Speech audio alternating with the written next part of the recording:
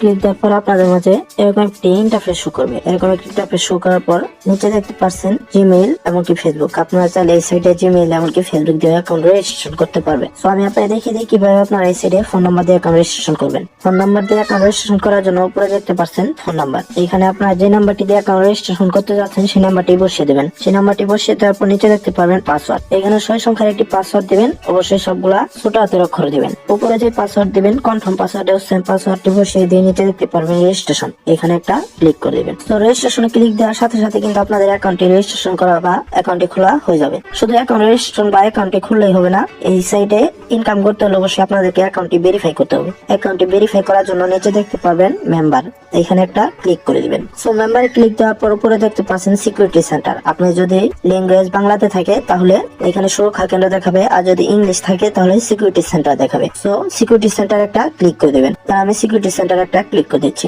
So security সেন্টারে click দেওয়ার পর আপনাদের মাঝে এরকম একটি পেজ ওপেন হবে। এরকম একটি পেজ ওপেন হওয়ার পর উপরে দেখতে পাচ্ছেন পার্সোনাল ইনফরমেশন, এখানে একটা ক্লিক করে দিবেন। সো পার্সোনাল ইনফরমেশনে ক্লিক দেওয়ার পর আপনাদের মাঝে এরকম একটি ইন্টারফেস শো করবে। এরকম একটি ইন্টারফেস শো করার পর উপরে দেখতে পাচ্ছেন ইউজার নেম, এখানে অবশ্যই সবগুলা ছোট হাতের অক্ষর দিবেন, আপনার নাম দিবেন আর নামের শেষে অবশ্যই দুই একটা সংখ্যা বসিয়ে দিবেন। তারপর নিচে দেখতে পাচ্ছেন ইমেল, এখানে আপনাদের ফোনে থাকা একটা ইমেল অ্যাড্রেস বসিয়ে দিবেন। তারপর নিচে দেখতে পাচ্ছেন ফুল নাম, এখানে আপনার ফোন নামটি বসিয়ে দিবেন। তার নিচে দেখতে পাচ্ছেন ফোন নাম্বার, এখানে আপনি যে নাম্বারটি দিয়ে অ্যাকাউন্ট রেজিস্ট্রেশন করছেন সেই নাম্বারটি বসিয়ে দিবেন। দেন আমি ফর্মটা পূরণ করে দিচ্ছি। ফর্মটা পূরণ করে দেওয়ার পর নিচে দেখতে পাবেন সাবমিট, এখানে একটা ক্লিক করে দিবেন। সাবমিটে ক্লিক দেওয়ার পর ওকেতে একটা ক্লিক করে দিবেন।